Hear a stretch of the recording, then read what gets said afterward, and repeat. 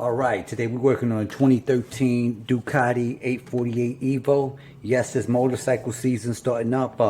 Customer sent the dashboard, custom sent the ignition. Basically, they wanted us to go ahead and make the key from scratch and everything and do the pre-programming. We'll come back in a little bit.